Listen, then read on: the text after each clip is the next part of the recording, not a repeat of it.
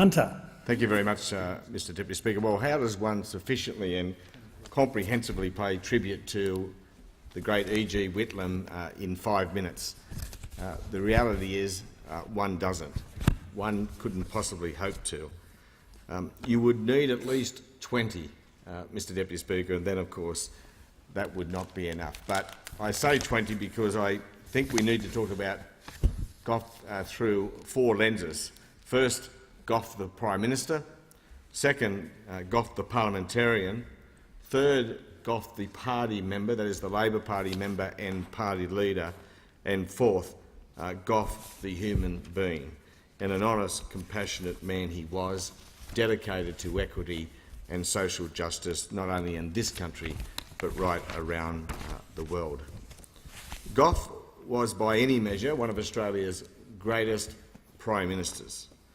The history of the Federation, I've no doubt, will treat him well. I wish just as well known were the myths, particularly around Gough's economic management. It is very true to say that Gough came to office just as the long boom was coming to a close, and there's been much talk about the December 72 OECD report, which pays testament to that proposition. He also faced 2 very, very significant oil shocks and came to office at a time when the EU was enlarging and all the consequences that had for the nation's economy. But amongst all that, and I should say he was a sticker for Treasury advice and followed Treasury advice almost always.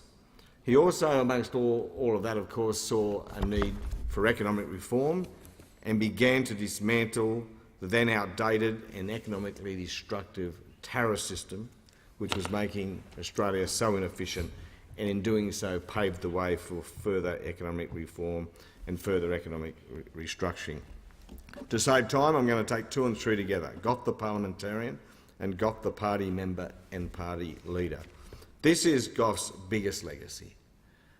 Gough used the forms of the parliament from opposition to drag the then coalition government to new reforms, matters that would have been resisted otherwise if it wasn't for the advocacy skills of Gough Whitlam. Gough also brought the Labor Party into the modern era, making it electable again after more than 2 decades in the wilderness. And it wasn't easy, Mr Deputy Speaker. It wasn't easy at all.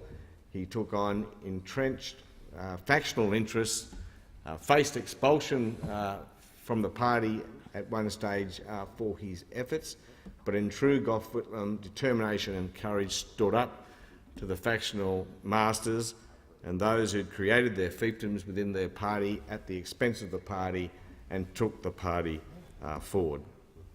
Fourth, of course, is Gough the man. And I'm one of many in this place who can say that I was honoured and privileged to know Gough and to know Gough well.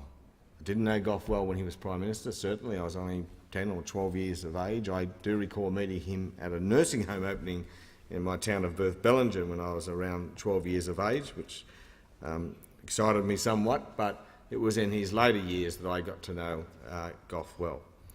And what always stands out for me is that Gough, despite his somewhat feigned public persona, or exaggerated public persona, was not interested at any time of talking about Gough or his legacies.